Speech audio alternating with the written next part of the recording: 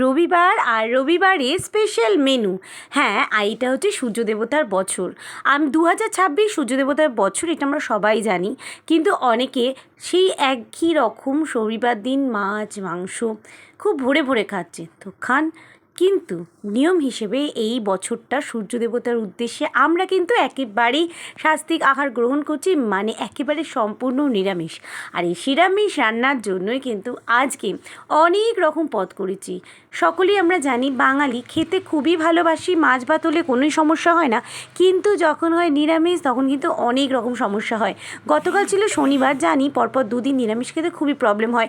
তারপরেও কিন্তু শনিবার দিন করেছিলাম বিরিয়ানি। কী দিয়ে করলাম? সোয়াবিন আলু দিয়ে একেবারে নিরামিষ বিরিয়ানি করেছিলাম। সেই রেসিপিটা তোমরা চাইলে আমরা দিয়ে দিতে পারি। তো যাই হোক, এটা হয়ে গেল আজকে রবিবার।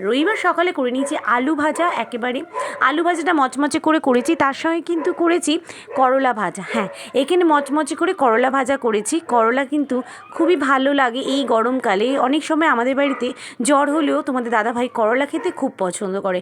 বলে না কি তিতা খেলে মিঠা হয়, মানে যখন জিভ তেতো হয়ে যায় জ্বর বা সর্দি কাশি হলে, তখন করলা ভাজা ওর খুব প্রিয়।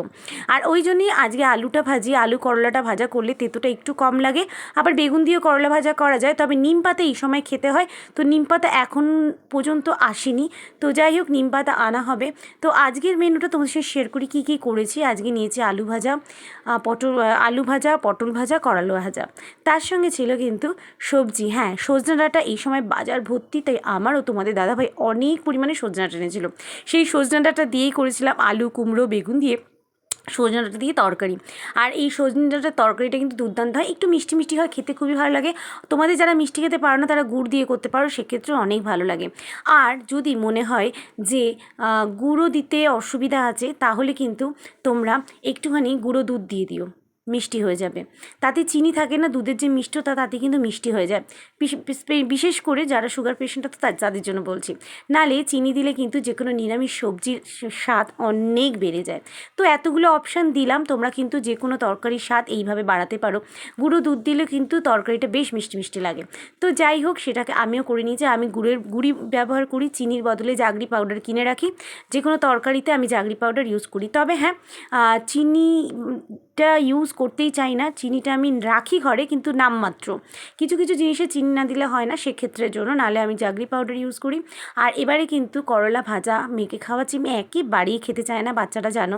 2 গরজ ছোটো ছোটো গরজ দিয়েছি। তো যাই হোক, এই নিয়ে অনেক রকম বকবক করছিল, তো একটু ধমক দিলাম, একটু বকলাম, এই করতে করতেই আজকে দুপুরে খাওয়া দাওয়া হলো।